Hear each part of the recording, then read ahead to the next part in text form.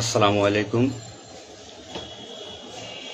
আমি আজকে আপনাদের সামনে কিছু গুরুত্বপূর্ণ কথা এবং কিছু অনুমেয় কষ্ট এগুলো বলার জন্য এসেছি। আমি একজন পুলিশ সদস্য। আমি সমগ্র জাতির কাছে একটা অনুরোধ নিয়ে আসছি এবং আমার যারা পুলিশ ভাই বন্ধু ব্যাটসম্যান যারা আছেন, আমি সকলের উদ্দেশ্যে কিছু কথা বলার জন্য আসছি। সমগ্র দেশের মানুষের সামনে কিছু কথা বলার জন্য আসছি। যারা আজকে এই নতুন স্বাধীনতা যারা অর্জন করেছে, যে সমস্ত ছাত্ররা মারা গেছে, সাধারণ মানুষ মারা গেছে, সর্বস্তরের জনগণ যারা মারা গেছে, আমি তাদের প্রতি সমবেদনা এবং দুঃখ প্রকাশ করছি। এবং আমার যারা পুলিশে যারা মারা গেছেন যে সমস্ত ভাইয়েরা, তাদের প্রতি আমার সমবেদনা, তাদের পরিবারের জন্য আমার সমবেদনা। তো আমরা নিম্নপদস্থ কর্মকর্তারা যারা ডিপার্টমেন্টে চাকরি করি, আমাদের আদেশ মানতে হয়, নির্দেশ শুনতে হয়। আজ দেখেন যে সাধারণ শিক্ষার্থীরা মারা গেছে, পুলিশ যারা মারা গেছে তারা সব নিম্নপদস্থ কর্মকর্তারা, যারা আদেশ দিচ্ছেন নির্দেশ দিচ্ছেন, তারা কিন্তু কেউ মারা যায় নাই, বা অন্য কোনো বাহিনীর কোনো সদস্য মারা যায় নাই। তো এখানে একটা প্রশ্ন থেকে যাবে, পুলিশ কেন পুলিশ কেন হয়? Police is so called. পুলিশ আজকে দেশের জাতীয় ভিলেন। এই পুলিশ সর্বপ্রথম ৭১-এর মুক্তিযুদ্ধের সময় রাজাকার বাহিনীর বিরুদ্ধে প্রথম কাউন্টার অ্যাটাক রাজারবাগ থেকে দিছিল। আর সে গৌরবময় ইতিহাস উজ্জ্বল পুলিশের আর জাতীয় ভিলেনে পরিণত করছে কিছু স্বার্থান্বেষী মহল। আমাদের পুলিশের কিছু স্বার্থবাদী পুলিশ কর্মকর্তারা যারা বড় বড় চেয়ারে বসে, বড় বড় জায়গায় বসে আমাদেরকে ব্যবহার করে তাদের স্বার্থ উদ্ধার করছে। আজ এতগুলো মানুষ মারা গেছে। আমি একজন পুলিশ, এর বাইরে আমি একজন ছাত্র ছিলাম। পড়ালেখা শেষ করে আমি চাকরিতে ঢুকছি। এটা আমার অপরাধ না। আমার ডিপার্টমেন্টকে কলুষিত করছে, এটা অপরাধ। আমি একজন সন্তানের বাবা। আমার 2 বছর বয়সে একজন সন্তান আছে। তো আমি একজন বাবা হিসেবে আমি মেনে নিতে পারি নাই। আমার ভাইয়েরা মারা গেছে, তা ছোট ছোট ছেলেমেয়েরা বলতেছে আমার বাবা কই, আমার বাবা কই। এগুলো মেনে নেওয়া যায় না, এগুলো কোনো মতেই মেনে নেওয়া যায় না। যারা সাধারণ মানুষ মারা গেছে তাদের পরিবারের কি অবস্থা? আজ আমার পুলিশে যেখানে পাচ্ছেন সেখানে নির্মমভাবে মৃত্যুবরণ করতেছে, পিটিয়ে পিটিয়ে মারতেছে। এর কারণ কি? আজ আমাদের কিছু সত্যের না স্বীকৃত বড় মহলের অফিসারদের কারণে।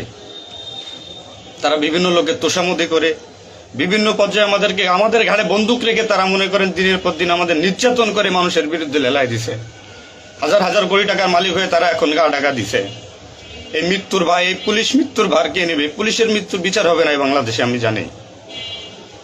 কিন্তু যারা এই নির্দেশদাতা, যারা এই নির্দেশ দিয়েছেন, তাদের প্রত্যেকের বিচার হবে। এবং চিহ্নিত যেসব পুলিশ অফিসারে পুলিশ ডিপার্টমেন্টে আছে তাদের অবিলম্বে প্রত্যাহার চাই এবং তাদের বিচার চাই, যারা নির্দেশ দিয়ে সাধারণ মানুষকে খুন করাইছে পুলিশকে দিয়ে। আচ্ছা, এতগুলো পুলিশ মারা গেছে, এই সম্পূর্ণ দায়ভার এই ডিপার্টমেন্টের অফিসারদের নিতে হবে।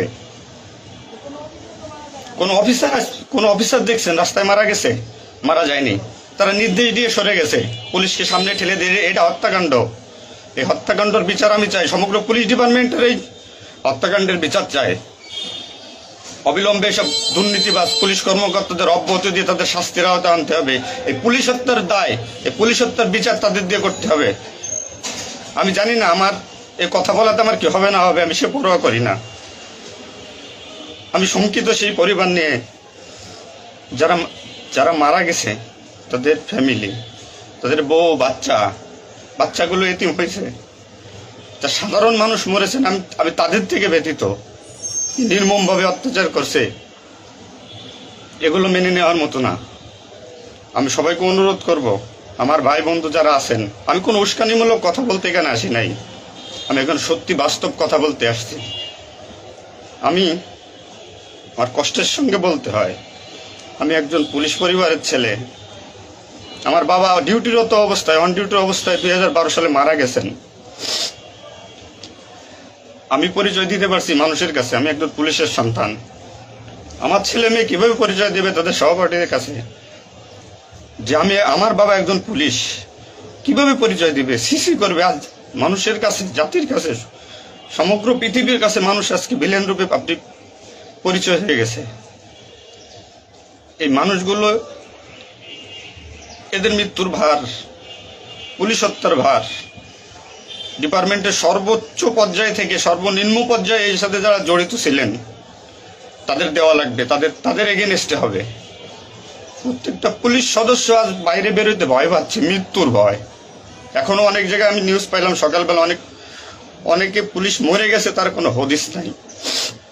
এখন অনেকে আটকা আছে, সবাই প্রাণ ভয়ে, আজ পুলিশ প্রাণ ভয়ে লুকাচ্ছে। কিসের জন্য? আপনাদের কারণে, আপনাদের স্বার্থ উদ্ধারের কারণে পুলিশকে ব্যবহার করছেন প্রত্যেকটি ক্ষেত্রে। এটা আর কেউ মেনে নিতে পারলো, আমি ব্যক্তিগতভাবে মেনে নিতে পারবো না। প্রত্যেকে দায়ভার নিতে হবে আপনাদের। আজ নির্বিকারে যতগুলো মানুষ মারছেন, আজ এই মৃত্যুর সামিলে আমি থাকতে পারতাম। চিহ্নিত করে করে বিচার হবে আপনাদের। পুলিশ কর্মকর্তারা যারা আছেন এর সাথে জড়িত সবার বিচার হবে, বিচার করতে হবে। কেউ না করুক, আমি করব। আপনারা পুলিশের গৌরবময় ইতিহাস ঐতিহ্যকে ধারণ করে নিজেদের স্বার্থ উদ্ধারের কারণে আজ পুলিশ বাহিনীকে মৃত্যুর মুখে ঠেলে দিচ্ছেন। তাদের কথা একবার চিন্তা করেননি। আপনি নির্দেশ দিচ্ছেন, নয়তো এই পুলিশ, এই সাধারণ পুলিশ, আমরা যারা আছি, আমরা কখনো এদের গায়ে বুলেট চালাইতাম না, কখনোই আমরা গুলি ছুটতাম নাই আমাদের ভাইদের উপরে। ডিপার্টমেন্টের ম্যাক্সিমাম 80% পুলিশ এখন পড়াশোনার সাথে জড়িত। এভরি ওয়াল, সবাই পড়াশোনার সাথে জড়িত, সবাই ছাত্র। আপনারা আপনাদের ব্যক্তিগত রক্ষার কারণে কই, আপনারা এখন কোথায় আছেন? আপনারা একজন বড় বড় অফিসাররা কোথায় আছেন? বেরোয় আসেন, নামেন পুলিশের সামনে, পুলিশকে সিকিউরিটি দেন, দেশের মানুষকে সিকিউরিটি দেন। আপনাদের হাতে পুলিশ বাহিনী ক্ষতিগ্রস্ত, বিপর্যস্ত, বৈষম্য সৃষ্টি করছেন আপনারা। আপনারা প্রতিটা ক্ষেত্রে পুলিশের সাথে পুলিশের বৈষম্য সৃষ্টি করে দিয়ে গেছেন। যে যার মন গড়া কথা দিয়ে এটাই আইন, এটাই নিয়ম, এটাই শিখাইছেন পুলিশ ডিপার্টমেন্টকে। এগুলো হবে না। আপনারা যেখানে যান না কেন পালাইয়ে, যেখান থেকে পলায় যান, এই পুলিশ আপনাকে খুঁজে বের করবে। এই মৃত্যুর দায়ভার আপনার নিতে হবে। সত্য কথা বলাতে অনেক পুলিশের চাকরি খেয়ে নিয়েছেন আপনারা। আপনারা সুযোগ পেয়ে স্বার্থের কারণে অনেক পুলিশকে বলে পুলিশ ডিপার্টমেন্ট থেকে বিতাড়িত করছেন। তাদেরকেও পুলিশ ডিপার্টমেন্টের প্রয়োজন। আপনাদের স্বার্থের শিকার তারা, আপনাদের স্বার্থের বলি তারা। অনেক পুলিশ ভাইরা, সাধারণ পুলিশ ভাইরা যাদের চাকরি থেকে বিচ্যুত করছেন, অবিলম্বে তাদেরকে চাকরিতে আনবেন আপনারা। এটা আমার অনুরোধ। আজ দেশে কি মুহূর্তে, মানে পুলিশকে কোন সিচুয়েশনে ঠেলে দিয়ে গেছেন। নিশ্চিত মৃত্যু, পুলিশ মানুষ নির্মমভাবে পিটাই পিটাই মারতেছে। এর দায়ভার আপনাদের নিতে হবে। প্রত্যেক পুলিশ পরিবারের যে আক্রোশ, যে কষ্ট, এগুলো দায়ভার আপনাদের নিতে হবে। সাধারণ মানুষ আপনাদের ক্ষমা করবেন। আপনারা সবাই চিহ্নিত, আপনারা সবাই এই বাংলাদেশের দুর্নীতিবাজ পুলিশ অফিসারদের আপনারা সবাই চিনেন, আপনারা সবাই তাদের চিনেন। এদের বিচার আপনাদের করতে হবে। এই বিচার চাই আমরা। সাধারণ জনগণের হত্যার বিচার চাই, পুলিশ হত্যার বিচার চাই। পুলিশ হত্যার বিচার না হওয়া পর্যন্ত আমি ডিউটিতে যাব না, আমি আমার কর্মস্থলে যাব না। অনেক পুলিশ সদস্য এখন পর্যন্ত নিখোঁজ। আমার সহপাঠী ভাইরা মারা গেছে, আমার পরিচিত ভাইরা মারা গেছে। তাদের সন্তান হাউমাউ করে চিল্লাইতেছে, আমার বাবা কই? এর জবাব কি কে দেবে? জবাব দেওয়া লাগবে। এতগুলো মায়ের কোল ফাঁকা করছেন, পুলিশ জীবন হারাইছে, গর্ভবতী মহিলা পুলিশে পর্যন্ত মারিয়ে ফেলছে।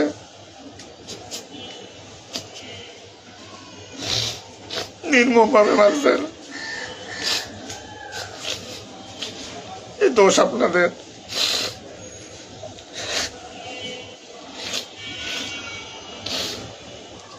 চাকরির ভয় নাই,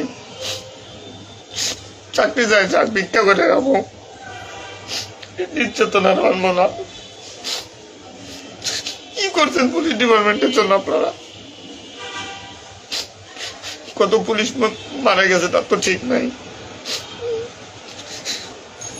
বিচার হবে, বিচার আমি করবো, কেন করবো? পুলিশ ডিপার্টমেন্টে প্রত্যেকটা সেক্টরে দুর্নীতি। আমি পুলিশ হয়ে আমার কোনো কাজের জন্য আমাকে অর্থ দিতে হয়, টাকা দিতে হয়। এতে নির্লজ্জতার কি কি কি করবো আমি? সাধারণ মানুষ দূরের কথা, আমরা কোনো পুলিশের কাছে সহযোগিতার জন্য গেলে তারা আমাদেরকে মূল্যায়ন করে না, কোনো কাজে হেল্প করে না, কোনো কিছুতে সুবিধা দিতে চায় না। আজ ডিপার্টমেন্টে বৈষম্য সৃষ্টি করে থেকে গেছেন আপনারা।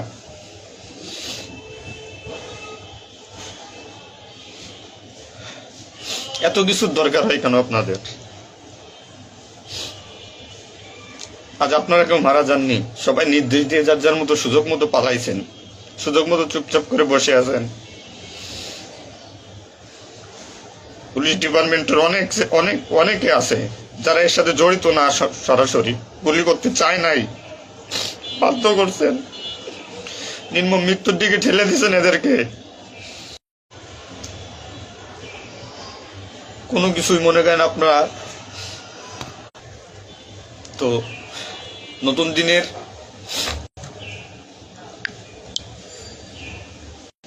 যে নতুন দিনের সূচনা হয়েছে বাংলাদেশে, স্বাগত জানাই। আমি কোনো রাজনৈতিক দলের পরিপক্ষ না, আমি আজ পুলিশ। যে সরকারি আসবেন আমি সেই সরকারি গোলামি করতে হবে আমার। দেশের মানুষের জন্যই পুলিশ, আইন শৃঙ্খলার জন্যই পুলিশ, সাধারণ মানুষের জন্যই পুলিশ। তুমি পুলিশ আজকে কেন আতঙ্কের নাম হবে? পুলিশ মানুষ থেকে আজ কেন দূরে থাকবে? দিন শেষে পুলিশ মানুষ, পুলিশ কারো স্বামী, কারো বাবা, এটা চিন্তা করবেন। ডিপার্টমেন্টের যে সমস্ত অসাধু কর্মকর্তারা আছেন প্রত্যেকটা সেক্টরে শিক্ষা নেন। বিশেষ করে যারা আসছেন ঊর্ধ্বতন কর্মকর্তারা শিক্ষা নেন। আজ আপনাদের স্বার্থের কারণে, আপনাদের কারণে আজ ডিপার্টমেন্টের এই অবস্থা। তছনছ হয়ে গেছে পুলিশ ডিপার্টমেন্ট। কথা বলার মতো কোনো ওয়ে নাই, কথা বলতে পারতেছি না। আমি তো বেঁচে আছি, তারা মারা গেছে, কি নির্মম ভাবে মারা গেছে, মেরে ফেলছেন আপনারা। তো আমি শুধু পুলিশ বাহিনীরা যারা আক্রান্ত করছেন আপনাদের বিচার করব, আপনাদের বিচার হবে। সবকিছু দায়ভার আপনাদের। ঘুমাইতে পারি না এই কয়দিনে, ভয়তে, চিন্তায়। মারা যাওয়া পুলিশের ছেলেমেয়েরাও চিৎকার করে বলছে আমার বাবা কই। তো সহ্য করার মতো না, মানুষ হিসেবে সহ্য করার মতো না। তো পরিশেষে একটা কথা বলবো, আমার যারা ডিপার্টমেন্টে আছেন, চাকরি করতেছেন করেন, সমস্যা নাই, চাকরি ছাড়ারও দরকার নাই। শুধু বিবেকের কাছে একটু প্রশ্ন করেন যে এরা আমাদের কিভাবে আমাদের ব্যবহার করছে ডিপার্টমেন্টে।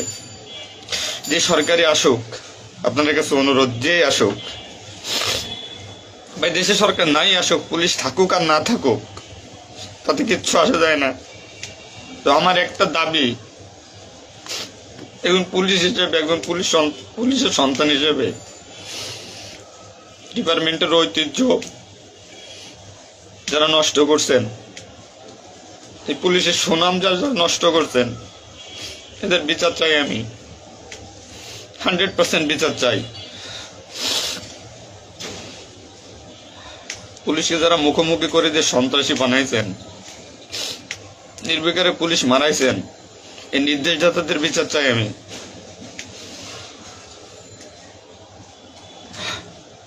এবং দেশের আইন শৃঙ্খলা পরিবেশ নিয়ন্ত্রণে আনতে সর্বপ্রথমে পুলিশ বাহিনীকে সুশৃঙ্খল করতে হবে। আমি আর অনুরোধ সবার কাছে, যে আপনারা পুলিশে খারাপ চোখে দেখবেন না, যে আমরা যারা নিম্নপদস্থ কর্মকর্তারা আছি, যারা চাকরি করতেছি, আমরা আদেশের গোলাম। আমাদের যেভাবে আদেশ দেয়, যেভাবে নির্দেশ দেয়, আমরা ওইভাবে কাজ করি, ওইভাবে আমাদের চলতে হয়। যে ভীতি, না মানলে চাকরি চলে যাবে, যাক, এ চাকরির প্রতি আর এখন কোনো নাই। তবে আমার ডিপার্টমেন্টে যে সমস্ত ভাইরা মারা গেছে, সাধারণ মানুষ যারা মারা গেছে, তাদের আমরা আর ফিরে পাবো না, হয়তো পাবোই না। তো আমার একটা অনুরোধ, আগে পুলিশ বাহিনীটাকে সুশৃঙ্খল করুন, আইন শৃঙ্খলা সুশৃঙ্খল করবেন। এবং আপনারা যারা সাধারণ মনে করতেছেন পুলিশ ঘৃণিত, পুলিশ অপরাধী, হ্যাঁ পুলিশ অপরাধী, পুলিশ অপরাধ করছে তার চাকরি বাঁচানোর জন্য, এবং তার মাসুল পুলিশকে দিতে হয়েছে জীবনের বিনিময়ে।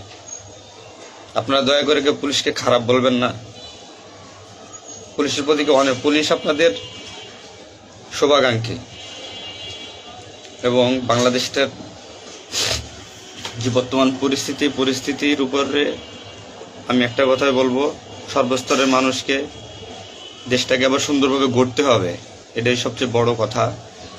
ফার্স্ট অফ অল এটাই হচ্ছে বাস্তবতা। দেশটাকে আমরা সবাই মিলে গড়ব।